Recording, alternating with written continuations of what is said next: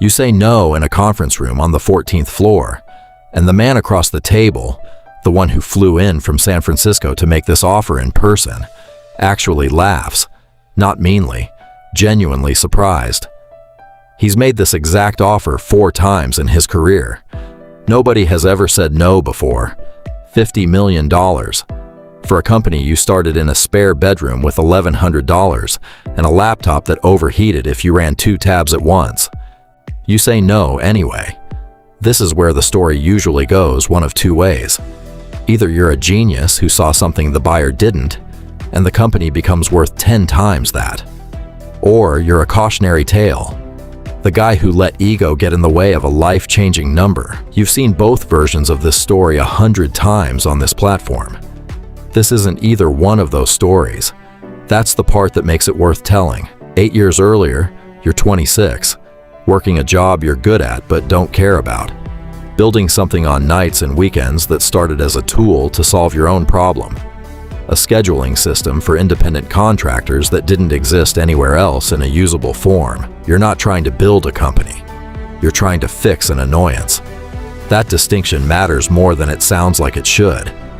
It takes 11 months before a stranger pays for it, $41. You remember the exact amount because you screenshot the notification and don't tell anyone for 3 days, because saying it out loud makes it real.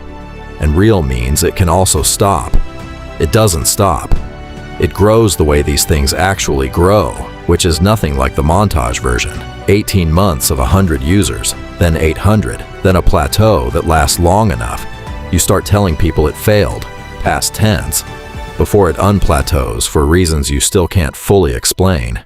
You quit the job at year 3, which is later than the story usually goes, because you did the math 4 different ways before you trusted the 4th one. By year 6, it's profitable enough to pay you more than the job you left, with 12 people depending on paychecks you signed personally, in a market you understand better than anyone else alive, because you're the only person who spent 6 years obsessing over a problem this specific. That's the part that matters for what happens next, not the money, the obsession. 6 years of knowing one narrow thing more completely than anyone else on earth. The offer comes in year 8, not because you were looking for it. You weren't. But because a much larger company in an adjacent space wants what you built badly enough to pay for it, instead of building their own version, which would take them longer and cost them more anyway. $50 million, some cash, some stock, a 2-year retention agreement that would keep you running the product inside their structure. You run the numbers the way you run every number, 4 different ways: after tax, after the retention period, after accounting for the stock component's actual liquidity risk. It's closer to $31 million in money you could touch within 3 years. Still an amount that changes every future decision you'll ever make about money again. You say no anyway. And here's the part nobody puts in the version of this story where the guy is either a genius or a fool. You don't say no because you calculated that the company was worth more than $50 million. You say no because you can't yet picture the version of yourself that hands this specific thing to someone else and watches them run it. Not won't, can't. There's a difference. And at the time, you don't know which one you're standing on. The buyer's team leaves polite, professionally disappointed. The kind of disappointed that closes doors quietly instead of slamming them. You don't hear from them again, not out of spite. Companies that size don't wait around. They find another company to buy instead. 11 weeks later, one occupying almost exactly the space yours would have filled. This is where the mechanism actually lives, and it's worth naming precisely, because it's not about greed, and it's not about fear. It's something behavioral economists call the endowment effect, stacked on top of opportunity cost blindness. The endowment effect is simple. You value something more once you own it, purely because you own it, independent of its actual market value. You'd built this thing with your hands for 8 years. Of course, it felt like it was worth more than a stranger's number. That part is almost universal and mostly harmless. The dangerous part is the second piece. Opportunity cost blindness means you're extremely good at weighing the thing in front of you, the company, the number, the retention terms, and almost incapable of accurately weighing the thing that never happens as a result. What does $31 million, deployed starting at 34 instead of 42, actually compound into? What does two more product categories, funded and unhesitant, actually build? Your brain has no mechanism for pricing a path you never walked down, so it prices it at 0 by default, which isn't neutral. It's a quiet thumb on the scale toward whatever you already have. You didn't choose to keep the company because you calculated it was worth more. You kept it because the cost of the alternative was invisible, and invisible costs always lose to visible ones in the moment of decision. 4 years pass. The company you turned down the offer to protect grows, not explosively, but steadily. Revenue roughly triples. You're proud of it, and you should be. But the company that bought your would-be acquirer's other target, the one they settled for 11 weeks after you said no, grows differently, faster. Not because their product was better. You've checked.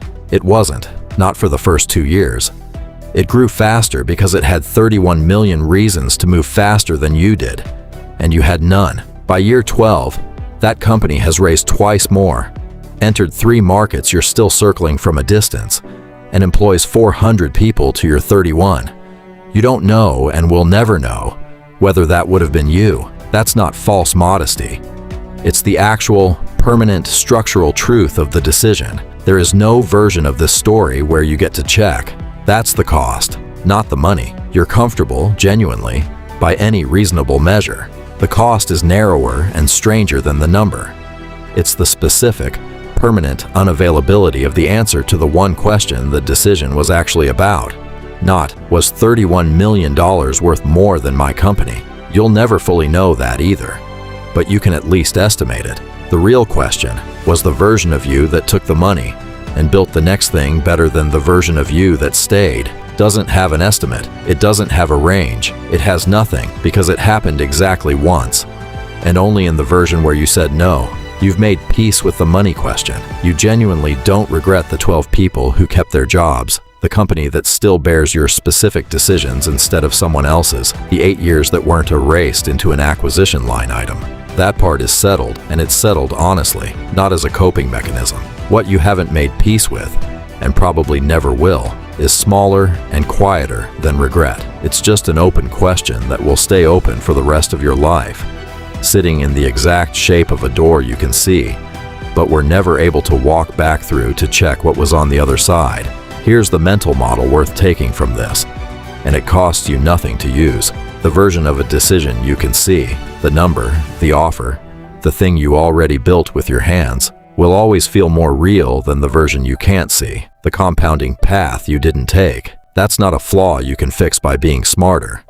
It's a structural feature of how the mind prices the future. The only real defense is knowing it's happening while you're deciding, not after. You're probably not turning down $50 million this year, but you are, right now, sitting on some version of this exact fork, a decision where the thing you already have is loud, visible, and easy to defend, and the thing you'd be trading it for is quiet, uncertain, and easy to underweight for exactly that reason. The man on the 14th floor didn't make the wrong decision.